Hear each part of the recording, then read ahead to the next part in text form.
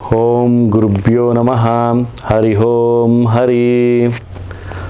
ನಮಸ್ತೆ ನನ್ನ ಪ್ರೀತಿಯ ವೀಕ್ಷಕರೇ, ನಾನು ನಿಮ್ಮ ಡಾಕ್ಟರ್ ಪಂಡಿತ್ ಶ್ರೀ ಸಿದ್ಧಾಂತ ಅರುಣ್ ಶರ್ಮ ಗುರುಜಿ. ವಿಶೇಷವಾಗಿ ಇವತ್ತಿನ ಒಂದು ಕಾರ್ಯಕ್ರಮದಲ್ಲಿ ನಾವು ತುಲಾ ರಾಶಿಯ ಮೇ ತಿಂಗಳ ಮಾಸ ಭವಿಷ್ಯವನ್ನು ನೋಡೋಣ.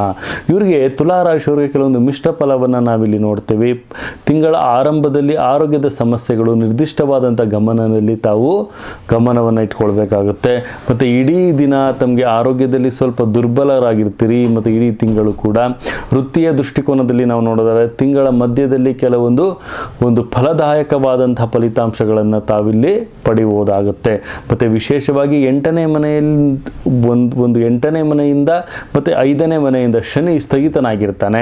ನಿಮ್ಮ ಉದ್ಯೋಗದ ಸ್ಥಾನದಲ್ಲಿ ಬದಲಾವಣೆಗಳನ್ನು ತಾವಿಲ್ಲಿ ಕಾಣ್ತೀರಿ. 7ನೇ ಮನೆಯಲ್ಲಿ ರವಿ ಉನ್ನತವಾದಂಥ ಸ್ಥಾನದಲ್ಲಿರುವಂಥದ್ದು. ವ್ಯಾಪಾರಗಳು ಮತ್ತು ಸರ್ಕಾರಿ ಕ್ಷೇತ್ರಗಳಲ್ಲಿ ವಿವಿಧ ರೀತಿಯ ಫಲಿತಾಂಶಗಳನ್ನು ತಾವಿಲ್ಲಿ ನೋಡುವುದಾಗುತ್ತೆ.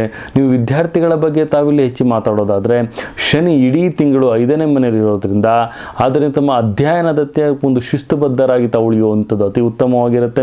ರೈತರಿಗೆ ಉತ್ತಮವಾದಂಥ ಫಲನಿರ್ಣಯದಾಯಕವಾದಂಥ ವಿಚಾರಗಳು ಕಂಡು ಬರ್ತವೆ.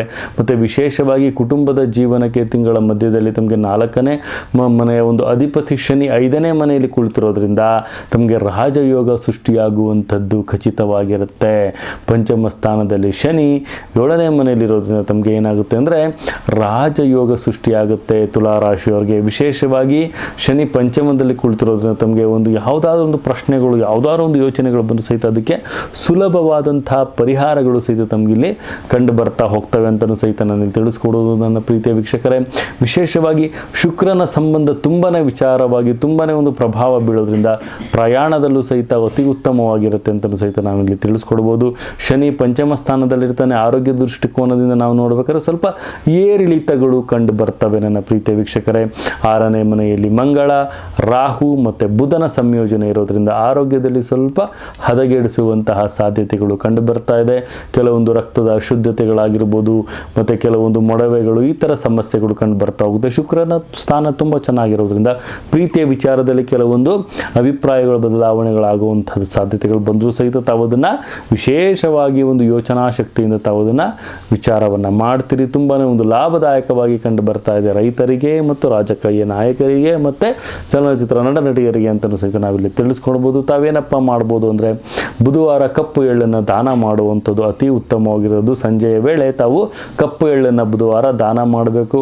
ಓಂ ಬುಧಾಯ ನಮಃ, ಓಂ ಬೂಂ ಬುಧಾಯ ನಮಃ ಅನ್ನುವಂತಹ ಮಂತ್ರವನ್ನು ತಾವು ಪಠನೆಯನ್ನು ಮಾಡಿಕೊಂಡು ಈ ಒಂದು ಕೆಲಸವನ್ನು ಮಾಡೋದ್ರಿಂದ ತಮಗೆ ಅಂಟಿತಿರ್ತಕ್ಕಂತಹ ಕೆಲವೊಂದು ದೋಷಗಳು ಸಹಿತ ಇಲ್ಲಿ ನಿವಾರಣೆ ಆಗ್ತವೆ ಅಂತಲೂ ಸಹಿತ ನಾವಿಲ್ಲಿ ತಿಳಿಸ್ಕೊಡ್ಬೋದು.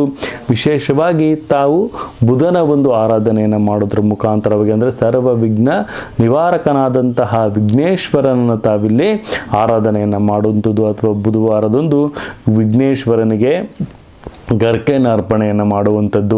ಈ ಥರ ಒಂದು ಸಂಕಲ್ಪವನ್ನು ತಾವು ಮಾಡಿಕೊಂಡು 21 ವಾರ ಮಾಡಿದ್ರೆ ತಮಗೆಲ್ಲ ರೀತಿಯಲ್ಲೂ ಸಹಿತ ಸಂಕಷ್ಟಗಳು ನಿವಾರಣೆ ಆಗುತ್ತೆ. ತುಲಾ ರಾಶಿಯವರಿಗೆ ಅಂತಲೂ ಸಹಿತ ನಾವಿಲ್ಲಿ ತಿಳಿಸ್ಕೊಡುವುದಾಗುತ್ತೆ.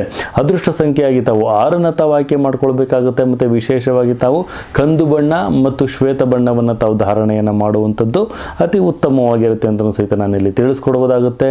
ಇದಾಗಿತ್ತು ನಮ್ಮ ತುಲಾ ರಾಶಿಯ ಮೇ ತಿಂಗಳ ಮಾಸ ಭವಿಷ್ಯ ಅಂತ ಹೇಳ್ತಾ, ಇದೇ ರೀತಿ ಪ್ರತಿಯೊಂದು ವಿಚಾರಗಳನ್ನು ತಾವು ನೋಡಬೇಕು ಅಂದರೆ ನಮ್ಮ ಒಂದು ಯೂಟ್ಯೂಬ್ ಚಾನಲನ್ನು ತಾವು ಸಬ್ಸ್ಕ್ರೈಬ್ ಮಾಡ್ಕೋಬೇಕಾಗುತ್ತೆ. ಬೆಲ್ ಐಕನ್ನ ಕ್ಲಿಕ್ ಮಾಡಿ, ಶೇರ್ ಮಾಡಿ, ಲೈಕ್ ಮಾಡಿ, ಕಮೆಂಟ್ ಮಾಡಿ ಅಂತ ಹೇಳ್ತಾ, ನನ್ನ ತಾಯಿ ಜಗನ್ಮಾತೆ ಶ್ರೀ ಕೊಲ್ಲೂರು ಮೂಕಾಂಬಿಕಾ ದೇವಿ ಪ್ರತಿಯೊಬ್ಬರಿಗೂ ಸಹಿತ ಆರೋಗ್ಯ, ಆಯಸ್ಸು, ಸಂಪತ್ತು ಕೊಟ್ಟು ಕಾಪಾಡಲಿ ಅಂತ ಹೇಳ್ತಾ, ಸರ್ವೇ ಜನ ಸುಖಿನೋ ಭವಂತು, ಸರ್ವ ಮಂಗಳಾನಿ ಭವಂತು.